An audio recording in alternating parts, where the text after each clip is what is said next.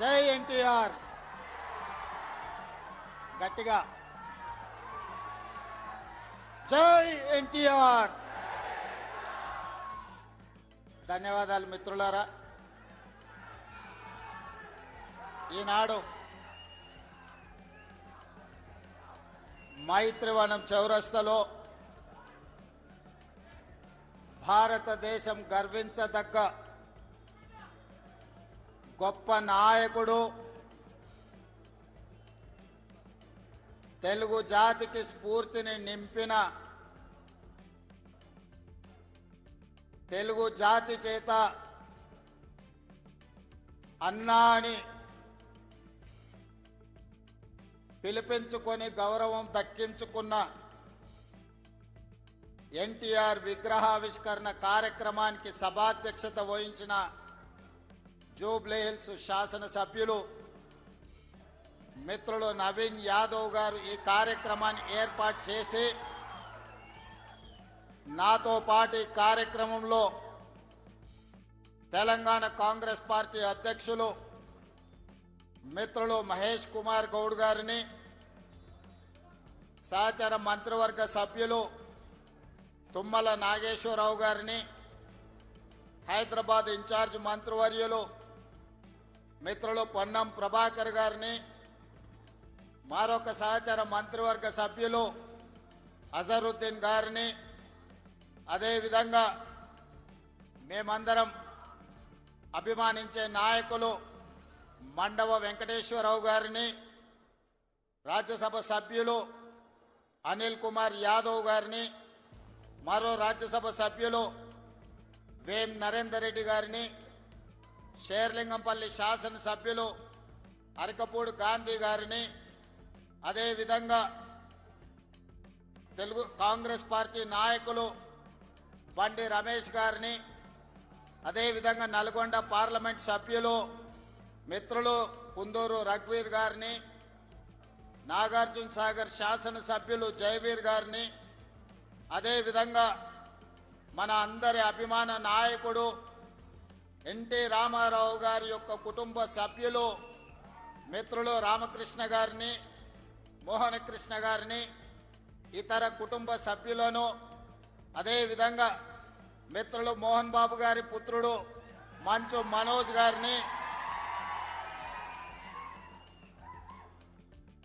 అదేవిధంగా సినిమా దర్శకులను, ఇతర నాయకులను, బోయపాటి శ్రీనివాస్ గారిని, ఇతర నాయకులను, సినిమా కళాకారులను, అన్నగారి అభిమానులందరినీ ఆహ్వానించి ఇంత గొప్ప కార్యక్రమాన్ని ఏర్పాటు చేసిన నిర్వాహకులకు అందరికీ మనస్ఫూర్తిగా ధన్యవాదాలు, అభినందనలు తెలియజేస్తున్న మిత్రులారా, భారతదేశ చరిత్రను ఎవరు చదవాలన్నా, భారతదేశ చరిత్ర నుంచి ఎవరు స్ఫూర్తి పొందాలన్నా ముగ్గురు జాతి రత్నాల గురించి ఖచ్చితంగా మనం స్మరించుకోవాల్సిన అవసరం ఉన్నది. మొదటివాడు భారతదేశానికి రాజ్యాంగాన్ని అందించి దళితులకు, గిరిజనులకు, ఆదివాసీలకు ఈ దేశ ప్రధానమంత్రితో సమానంగా ఓటు హక్కును ఇవ్వడమే కాకుండా ఈ తాడిత పీడిత వర్గాల యొక్క అభ్యున్నతి కోసం ఈ రాజ్యాంగాన్ని రచించి, అదే కాదు ఆనాడు మహిళలకు ఓటు హక్కు లేదు. అమెరికా లాంటి దేశంలో మహిళలకు ఓటు హక్కు కావాలంటే కొన్ని దశాబ్దాలు కొట్లాడిన తర్వాత అమెరికాలో మహిళలకు ఓటు హక్కు వచ్చింది. కానీ డాక్టర్ బాబాసాహెబ్ అంబేద్కర్ పురుషులతో సమానంగా మహిళలకు ఓటు హక్కు ఇచ్చి, రాజులకు, చక్రవర్తులకు సమానంగా దళిత వాడల్లో ఉండే పేదలకు ఓటు హక్కు ఇచ్చి, తమను ఎవరు పరిపాలించాలి, ఎవరు శాసనాలు చెయ్యాలి అనంటే పేదవాడే నిర్ణయించుకునే ఓటు హక్కునిచ్చిన డాక్టర్ బాబాసాహెబ్ అంబేద్కర్ను మొదట మనము స్మరించుకోవాల్సిన అవసరం ఉన్నది, గుర్తించవలసిన బాధ్యత మన మీద ఉన్నది. ఇక రెండవ తరం శ్రీమతి ఇందిరా గాంధీ. ఇందిరా గాంధీ అంటే ఒక ఉక్కు మహిళ. ఈ మహిళా స్ఫూర్తి ప్రపంచ దేశాల ముందు ఈ దేశాన్ని తలెత్తుకొని నిలబెట్టే విధంగా ఒకనాడు రాచరికాలు, రాజభరణాలు, జమీందారులు, జాగీర్దారులు, భూస్వాముల చేతుల్లో లక్షలాది కోట్లాది ఎకరాల భూములు ఉన్నప్పుడు అధికారం వాళ్ళ చేతుల్లోనే ఆయుధమై పేదలను హింసిస్తున్నప్పుడు ఈ దేశ ప్రధానమంత్రిగా బాధ్యత చేపట్టిన శ్రీమతి ఇందిరా గాంధీ గారు రాజభరణాలను రద్దు చేయడమే కాదు, భూస్వాముల దగ్గర, జమీందారుల దగ్గర ఉన్న కోట్లాది ఎకరాల భూములను ఆనాడు ఈ ప్రాంతంలో నిరంకుశ నిజాం సర్కార్కు వ్యతిరేకంగా సాయుధ రైతాంగ పోరాటం చేసి భూమి కోసం, భుక్తి కోసం, విముక్తి కోసం యుద్ధమే చేసిన పేదల కోసం భూ సంస్కరణలు తీసుకొచ్చి భూమి రాజుల దగ్గర ఉన్న, భూస్వాముల దగ్గర ఉన్న ఆ భూములను ప్రభుత్వం గుంజుకొని అసైన్మెంట్ పట్టాల పేరు మీద లక్షలాది ఎకరాలను దళితులకు, గిరిజనులకు, ఆదివాసీలకు పంచిపెట్టి భూమి హక్కును ఈ పేదలకు అందించిన గొప్ప నాయకురాలు శ్రీమతి ఇందిరా గాంధీ గారు. ఈనాడు జరుగుతున్న పరిణామాలు చూస్తున్నాం, యుద్ధాలు చూస్తున్నాం, యుద్ధాలలో భారత ప్రధానమంత్రుల లొంగుబాటును చూస్తున్నాం. కానీ 1971లో ఇండియా పాకిస్తాన్ యుద్ధం జరిగినప్పుడు యుద్ధంలో పాకిస్తాన్ను ఓడగొట్టి బంగ్లాదేశ్ను విడగొట్టి అమెరికా ప్రెసిడెంట్ను భారత రాజకీయాలలో మీరు కలగజేసుకోకండి, కలగజేసుకుంటే భారతదేశం ఊరుకోదు అని అమెరికన్ ప్రెసిడెంట్ను హెచ్చరించిన భారత ప్రధానమంత్రి శ్రీమతి ఇందిరా గాంధీ గారు. ఈనాటికి ప్రపంచ దేశాలలో ఈ దేశం యొక్క గొప్పతనం, గౌరవం, నాయకత్వ లక్షణాలను చాటి చెప్పిన ఉక్కు మహిళ శ్రీమతి ఇందిరా గాంధీ గారు. వారిని స్మరించుకోవాల్సిన అవసరం ఈ దేశంలో రాజకీయాలలో ఉండే ప్రతి ఒక్కరికి, ఈ యువతరానికి అవసరం ఉన్నది. ఇక మూడో తరం, ఆ తరం గురించి నేను చెప్పాల్సిన అవసరం లేదు. మూడు పదాలు, ఎన్టీఆర్. ఈ 3 అక్షరాలు నీతి, నిజాయితీ, నిబద్ధత, ఉక్కు సంకల్పం కలిగిన నాయకుడు ఎవరైనా ఉన్నారు ఈ దేశంలో అంటే తెలుగు జాతి గర్వించదగ్గ బిడ్డ ఎన్టీఆర్. డాక్టర్ బాబాసాహెబ్ అంబేద్కర్, శ్రీమతి ఇందిరా గాంధీ, అన్న ఎన్టీఆర్ ఈ భారతదేశ జాతి రత్నాలు. ఈ జాతి రత్నాలు ఈ దేశం ఉన్నంతకాలం, మానవుల మనుగడ ఉన్నంతకాలం వారి కీర్తి ప్రతిష్టలు, వారి నిర్ణయాలను మనం స్మరించుకోవాల్సిన బాధ్యత ఈ రోజు మన అందరి మీద ఉన్నది. మిత్రులారా, ఈనాడు ఈ కార్యక్రమం తీసుకుంటున్నప్పుడు చాలా మంది చాలా రకాలుగా మాట్లాడుతున్నారు. కాంగ్రెస్ పార్టీ ముఖ్యమంత్రి, పిసిసి అధ్యక్షుడు ఎన్టీఆర్ గారి విగ్రహాన్ని ఏ విధంగా ఆవిష్కరిస్తారు, లేదా ఎన్టీఆర్ గారిది ఆంధ్రప్రదేశ్ హైదరాబాదు నగరం నడిపొడ్డున ఎన్టీఆర్ విగ్రహాన్ని పెడతారా అని కొంతమంది మాట్లాడుతున్నారు. ఈ రోజు నేను స్పష్టంగా ఒక మాట చెప్పదలుచుకున్నా. కులాలకు, మతాలకు, ప్రాంతాలకు, భాషలకు అతీతంగా ఈ దేశం గర్వించదగ్గ నాయకుడు ఎన్టీఆర్. ఆ ఎన్టీఆర్ స్ఫూర్తి హైదరాబాదు నగరం నడిపొట్టున వారి స్ఫూర్తితో పరిపాలన అందిస్తున్న మా ప్రభుత్వం అమీర్పేట్ చౌరస్తాలో మైత్రి వనంలో ఈ దారిలో వెళ్లే ప్రతి వాడికి ఒక స్ఫూర్తిని నింపడానికే ఈ రోజు వారి విగ్రహాన్ని ఇక్కడ మేము ఆవిష్కరించుకున్నాం. ఇది విగ్రహం కాదు, ఇది ఒక స్ఫూర్తి, ఇది ఒక గొప్ప అనుభూతి. ఒక ముఖ్యమంత్రిగా ఎన్టీఆర్ విగ్రహాన్ని ఆవిష్కరించడం అంటే నాకు జీవిత కాలం గుర్తుండిపోయే ఒక మధుర సంఘటన. ఎవరు ఏమనుకున్నా, ఎవరు ఎలాంటి విమర్శలు చేసినా నేను జడవదలుచుకోలేదు.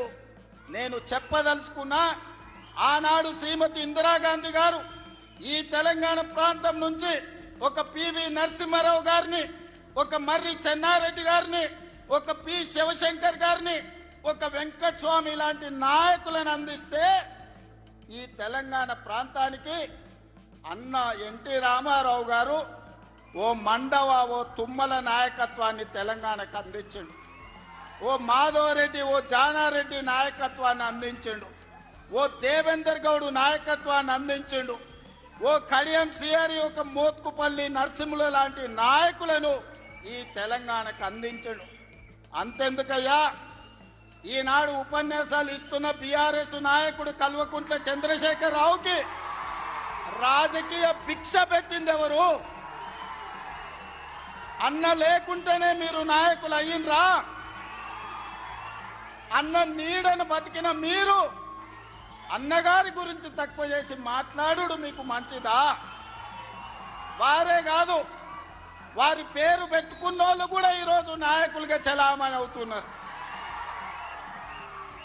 ఆయన ప్రోత్సాహం ఇచ్చి, ఆయన భుజము తట్టి, ఆయన ఒక అవకాశం ఇచ్చిన ఓ తుమ్మల, ఓ మండల, ఓ మండవ, ఓ జానా, ఓ మాధవరెడ్డి, ఓ దేవేందర్ గౌడ్, ఓ కడియం సిఆరి, ఓ మోత్కుపల్లి నరసింహులే కాదు, తెలంగాణలో నాయకత్వాన్ని వహిస్తున్న కల్వకుంట్ల చంద్రశేఖరరావును కూడా ఎన్టీ రామారావు గారికి గుర్తించే రాజకీయ అవకాశాలు కల్పించిన సంగతి ఎవరు మరవద్దు. ఇది చరిత్ర.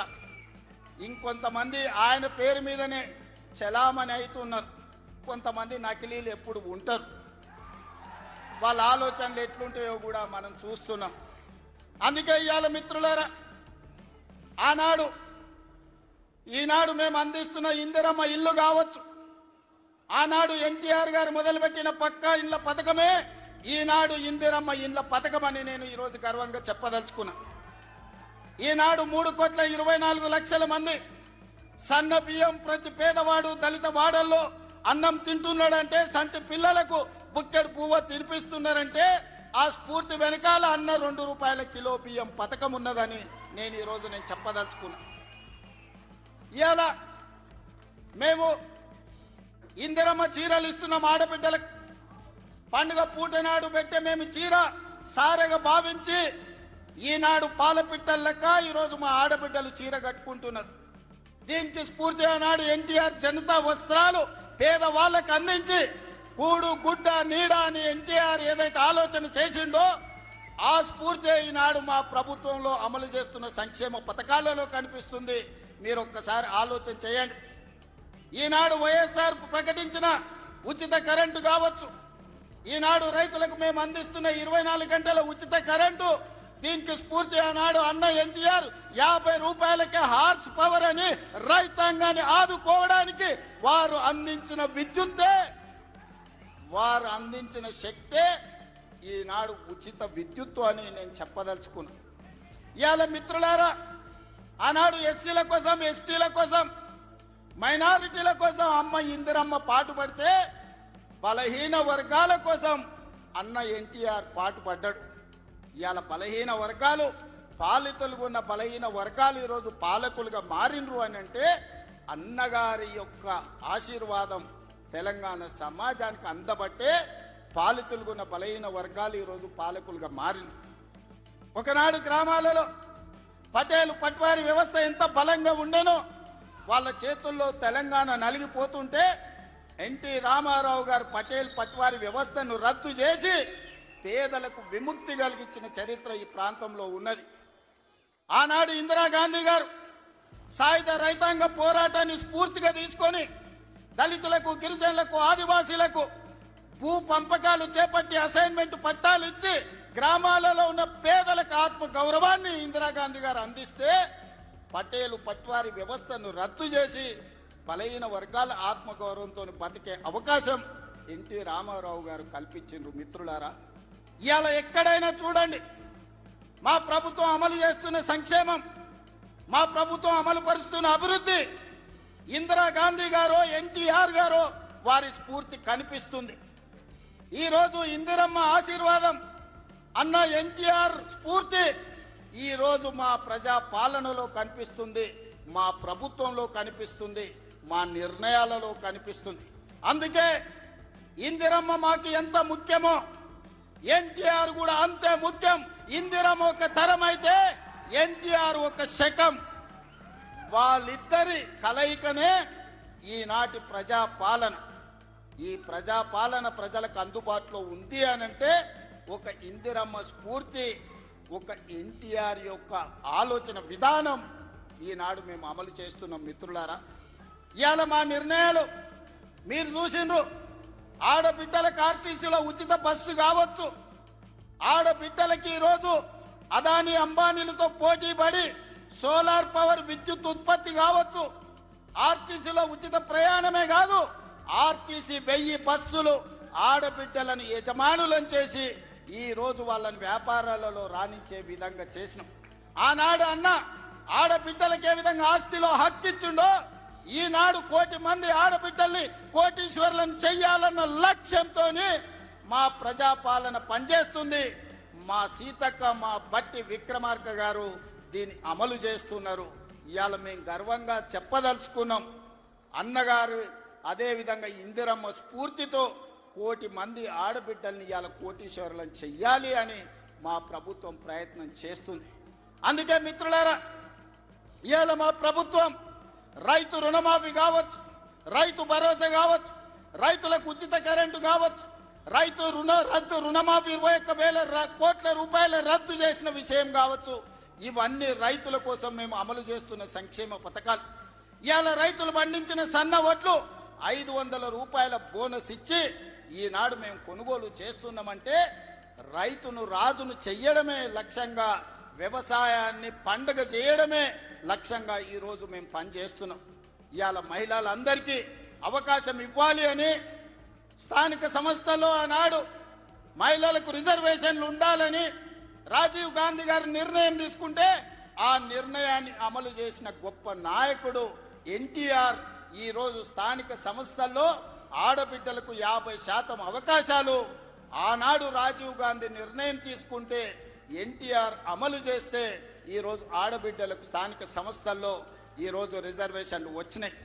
ఆ స్ఫూర్తితో ఈనాడు శాసనసభలో, లోక్సభలో మహిళలకు రిజర్వేషన్లు ఉండాలి, 33% ఇవ్వాలి అని ఈ వేదిక మీద ఉన్న మేమందరం కట్టుబడి ఉన్నాం. రాబోయే ఎన్నికలు 33% రిజర్వేషన్లు ఈ రోజు మహిళలకు ఇచ్చే విధంగా మేము ముందుకు వెళ్తామని నేను తెలియజేస్తున్నాను.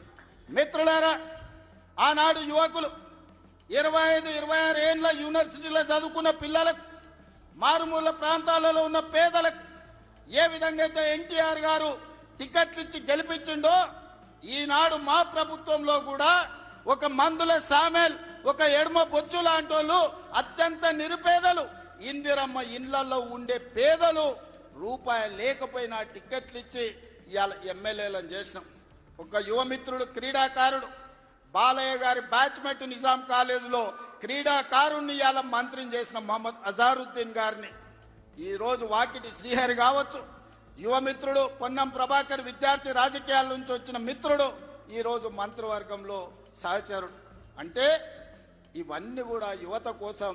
ఈ రోజు రాష్ట్రంలో మొదటి సంవత్సరంలోనే 67,000 ప్రభుత్వ ఉద్యోగ నియామకాలు చేపట్టి ఈ రోజు యువకులకు ఉద్యోగ ఉపాధి అవకాశాలు కల్పించినాం. మహిళలకు 60,000 కోట్ల రూపాయల బ్యాంకు లింకేజ్ అప్పులు ఇప్పించినాం. ఈ రోజు మహిళలు వ్యాపారం చేసుకుంటాం, యువకులు ఉద్యోగాలకు పోటీ పడుతున్నారు, రైతులు వ్యవసాయంలో లాభసాటిగా ఈ రోజు ముందుకు సాగుతున్నారు. ఇవన్నీ మీ ఆశీర్వాదంతో మీరండగా నిలబడి ఆనాడు 2023 డిసెంబర్ 7 నాడు ప్రజాపాలనను మీ ఆశీర్వాదంతో అధికారం చేపట్టి ఉప ఎన్నికలు జరిగితే కంటోన్మెంట్ అయినా జూబ్లీ హిల్స్ అయినా మీరందరూ అండగా నిలబడి గెలిపించబట్టే ఈనాడు ప్రజాపాలన ముందుకు సాగుతుంది. భవిష్యత్తులో మీరు ఇదే విధంగా అండగా ఉండాలి. ఈ సందర్భంగా చివరగా ఒక్క మాట చెప్పదలుచుకున్నా. 94 నుంచి 2004 వరకు 10 సంవత్సరాలు తెలుగుదేశం పార్టీ అధికారంలో ఉంది. 2004 నుంచి 2014 వరకు 10 సంవత్సరాలు కాంగ్రెస్ పార్టీ అధికారంలో ఉంది. 2014 నుంచి 2024 వరకు బీఆర్ఎస్ అధికారంలో ఉంది. ఇవాళ నేను చెప్తున్నా, మీ ఉత్సాహం, మీ ఊపు చూసిన తర్వాత 2024 నుంచి 2034 వరకు మాదే అధికారం. సంక్షేమాన్ని, అభివృద్ధిని అంతర్జాతీయ స్థాయికి తీసుకెళ్లే బాధ్యత మేము తీసుకుంటాం. ఎన్నో అభివృద్ధి పనులు జరుగుతున్నాయి, మీరు అండగా నిలబడండి.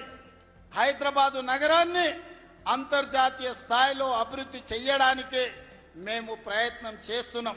ఆనాడు మీ రోజున ఫైనాన్షియల్ డిస్ట్రిక్ట్ కావచ్చు, హైటెక్ సిటీ కావచ్చు, వీటన్నిటినీ చంద్రబాబు నాయుడు గారు ప్రణాళికబద్ధంగా ముందుకు తీసుకెళ్లారు. ఇవాళ మా ప్రభుత్వం 30,000 ఎకరాలలో ఎయిర్పోర్ట్ కి కూతవేటు దూరంలో భారత్ ఫ్యూచర్ సిటీని నిర్మిస్తున్నాం. ప్రపంచాన్ని అక్కడికి తీసుకొస్తాం. ఈనాడు మన యువత ప్రపంచ దేశాలలో దిగ్గజ కంపెనీలకు పనిచేస్తున్నారు. సత్య నాదెళ్ల కావచ్చు, శంతను నారాయణ్ కావచ్చు, అజయ్ బంగా కావచ్చు, ప్రేమ్జీ వాత్సవ్ కావచ్చు, వీళ్ళంతా హైదరాబాద్ బాయ్స్. హైదరాబాద్ పబ్లిక్ స్కూల్లో చదువుకున్న వాళ్ళు ప్రపంచ పెద్ద పెద్ద దిగ్గజ కంపెనీలకు సీఈఓలు.